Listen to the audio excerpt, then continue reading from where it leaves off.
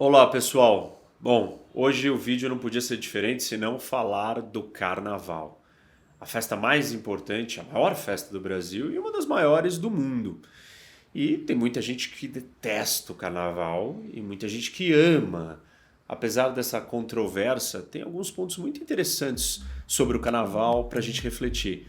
Qual é a origem, a história, quais são os impactos, os positivos e os negativos, e talvez principalmente as contradições que o carnaval traz e que tem muito a ver com as contradições da nossa sociedade e cultura. Não esqueçam de dar like nesse vídeo, se inscrever no canal e ativar o sininho para você receber as notificações dos vídeos novos que eu posto aqui toda semana. Compartilhe com seus amigos e indique para eles virem aqui conhecer mais do canal do Professor Rock.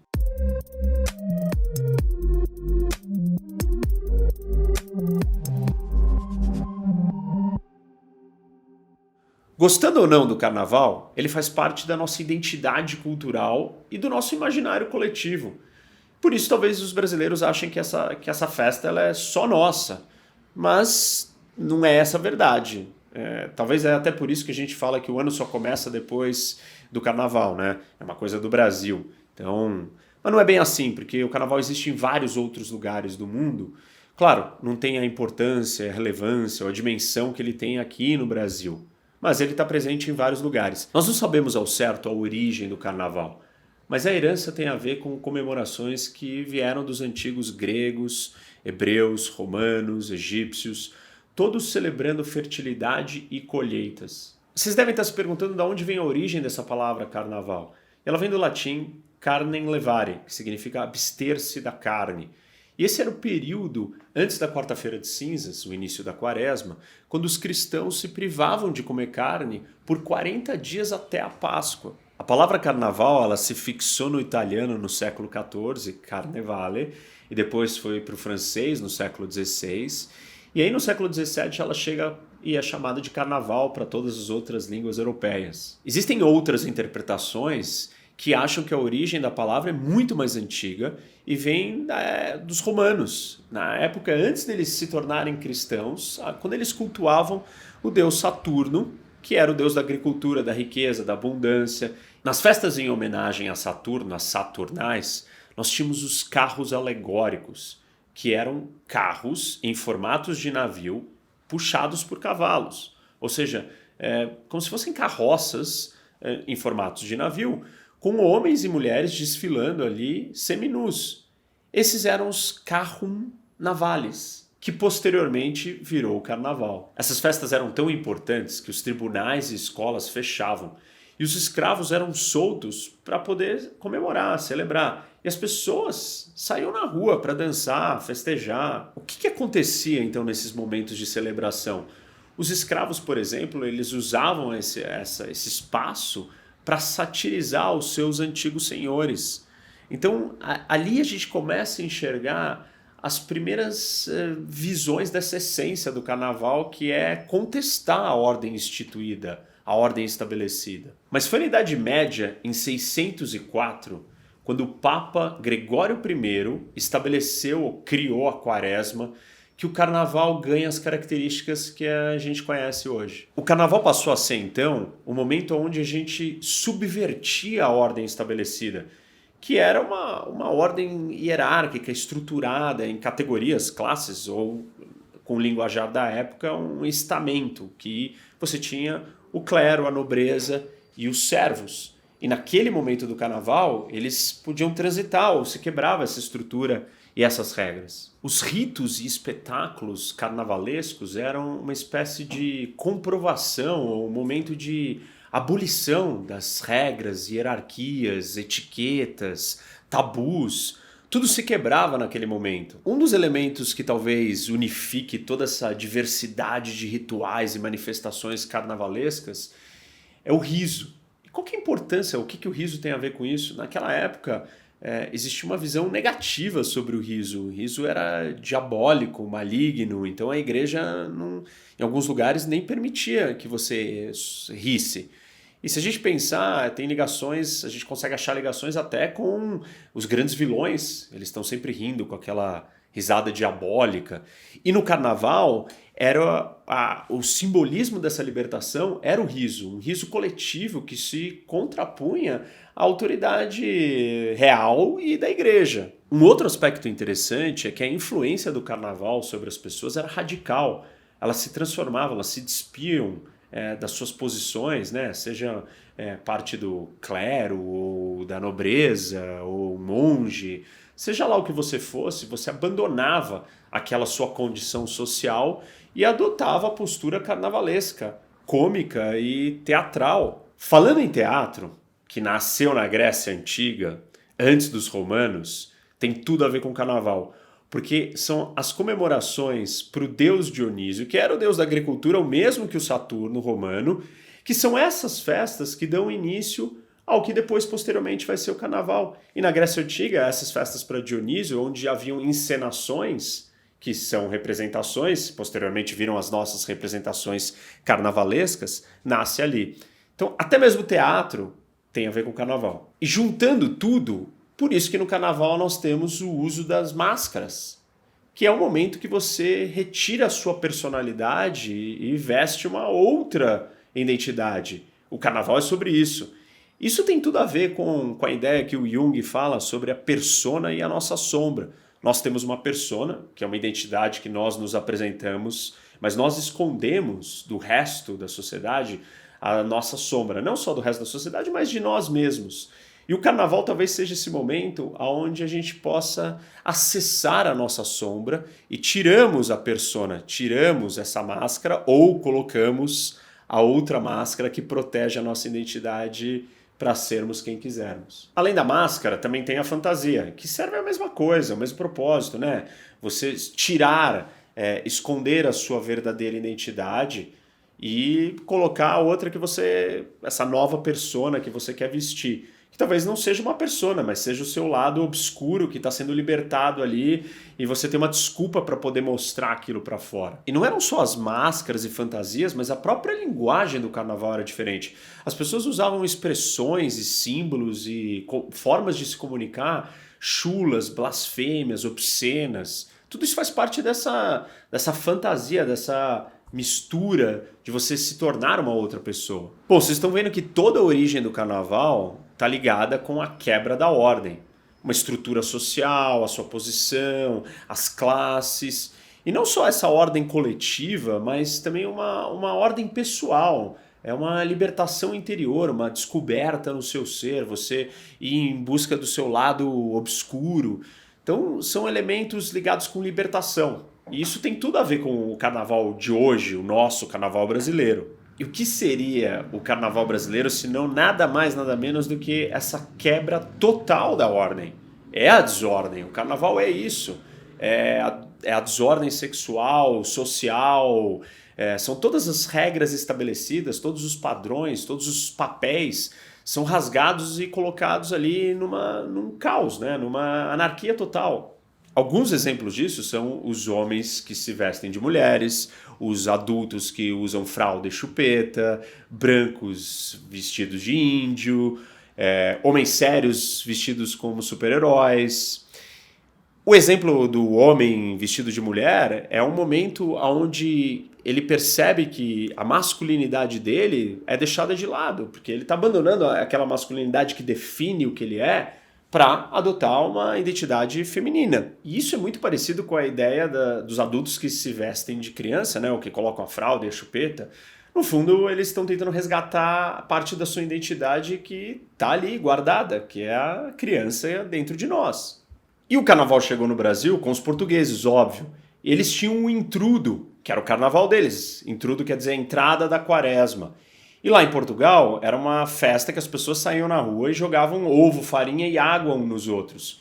Isso acontece no Brasil. Os escravos saem na rua e vão jogando ovo, farinha, água e limão de cheiro uns nos outros. Tem até um quadro do Jean-Baptiste Debré, um famoso pintor francês, que passou uma temporada aqui no Brasil a convite da corte portuguesa, que chama Cena de Carnaval. E retrata exatamente essas guerrinhas de farinha, ovos, água e limão de cheiro entre os escravos. E dá pra gente ver no quadro. Repara no rosto dessa mulher, como que ele tá todo branco, com a farinha. Essa outra aqui no chão está sentada com os ovos e tem um menino pegando os ovos. Aí você tem do outro lado aqui a água, o esguicho de água, que a gente vê no carnaval até hoje. As crianças na rua com as bexigas de água e, enfim, jogando água uns nos outros. Durante a colônia e o império, o carnaval, ou intrudo naquela época, foi proibido diversas vezes, porque era uma festa comemorada ou celebrada principalmente pelos escravos. Só no século XIX que o carnaval brasileiro começa a mudar de cara e ser aceito, porque ele é adotado ou se inspira muito mais no Carnaval de Veneza, com as máscaras, toda aquela pompa. E até Dom Pedro II adota e entra na brincadeira. E nesse mesmo século, na década de 1880, que acontece uma junção entre o carnaval de rua e os bailes de carnaval. Isso dá origem para o carnaval que nós conhecemos hoje, com as escolas de samba e com os blocos. Bom, eu vou deixar aqui uma sugestão para vocês de leitura sobre esse tema. É um livro do Roberto da Mata, chama Carnavais, Malandros e Heróis. E ele conta toda essa história da evolução do carnaval brasileiro e qual é o impacto na nossa cultura. Uma curiosidade interessante sobre o carnaval e que tem tudo a ver com essa ideia de quebra da ordem. Não tem quebra da ordem maior do que ser ou ter o maior feriado que não é feriado. Sabiam que não é feriado oficial nacional no Brasil o período do carnaval? Mas é o período onde as pessoas mais param o país inteiro, mesmo sem ser oficialmente um feriado. Então, é um feriado que não é feriado. Isso sim é uma quebra da ordem. Deixando a história do carnaval de lado, nós temos que olhar para os pontos positivos e negativos. O carnaval tem impactos que são bons e ruins. São grandes contradições. Eu tenho alguns dados aqui interessantes. Por exemplo, a gente pode olhar para 3 sequências aí de comparações. Uma delas tem a ver com a movimentação da economia e com o investimento público. Então, o carnaval no Brasil, ele movimenta bastante dinheiro, 8 bilhões no país inteiro. Mas, quando a gente olha em cada cidade, São Paulo, são 36, ou custou o carnaval aqui em São Paulo, 36 milhões. 21 milhões vem da iniciativa privada. E o Estado, a prefeitura, gasta 15 milhões. Quando a gente vai olhar para o Rio de Janeiro, ele custa 70 milhões o carnaval, 30 milhões vem do setor privado e 42 milhões a prefeitura do Rio coloca. Salvador custa 60 milhões o carnaval, sendo 40 da iniciativa privada e 20 milhões colocados pela prefeitura. Então, ao mesmo tempo que está movimentando muito dinheiro para a economia, tem bastante gasto público. Isso é um tema controverso. Nós devemos usar o recurso público para esse tipo de festa? A gente pode olhar para outros modelos em outros países e nós sabemos que outros países têm grandes festas e o Estado coloca dinheiro. Mas a gente tem que debater isso dentro do contexto brasileiro. São países que têm, enfim, economias, sociedades, serviços públicos de alta qualidade, então talvez eles possam se dar o luxo a gastar com festas. Vai ter gente que vai ser a favor disso, porque já não temos nada, deixem as pessoas se divertirem. E aí tem um outro elemento que eu vou falar daqui a pouco, que é a questão do pão e circo, né? Isso é um elemento político do carnaval. Mas enfim, voltando para esse tema daqui, essa discussão do que a gente faz com o dinheiro público no Brasil ela é importante.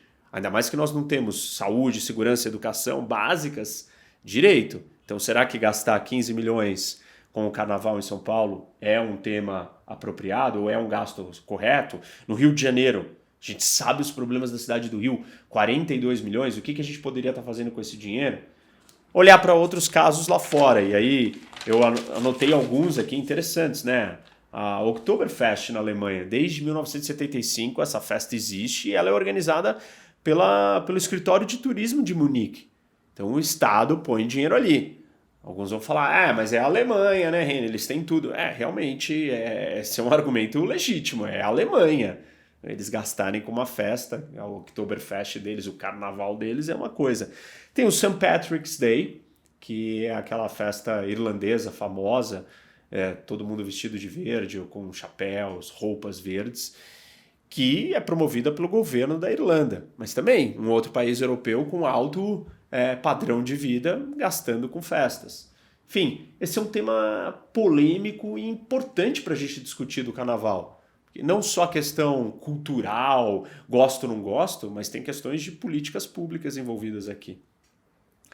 O segundo elemento que eu quero falar do carnaval é a questão do turismo, e ele é um ponto positivo. Claro, o carnaval atrai milhões de pessoas. Para São Paulo são mais de 15 milhões, no Rio são mais de 7 milhões, Salvador 3 milhões de pessoas. Então muitos turistas vêm para o Brasil. Ao mesmo tempo que muitas pessoas deixam de vir para o Brasil porque é uma festa específica, particular, bagunça, e essa festa traz outros custos, principalmente na área de segurança. E nós temos um gasto e perdas altas com a violência dentro do período do carnaval. Exemplos dessa questão da segurança vão desde do vale tudo, do perigo, daquela aglomeração, multidões ali, enfim, assaltos e obviamente, mas um dado interessante e preocupante são a violência sexual e abuso contra mulheres e crianças, aumentam 20% nesse período durante o carnaval. Então, apesar da gente estar ganhando turista, e também perdendo às vezes, nós estamos aumentando a violência. Então tem um impacto positivo e um outro negativo. O terceiro segmento que eu identifiquei aqui, né, que mostra essas contradições, esse positivo e o negativo, é a ideia da união nacional versus o pão e circo. Por um lado, o carnaval, por ser uma festa nacional, o Brasil inteiro assiste, ele é parte da identidade, ele ajuda a construir esses elementos incomuns que fazem nós nos considerarmos brasileiros, que são poucos.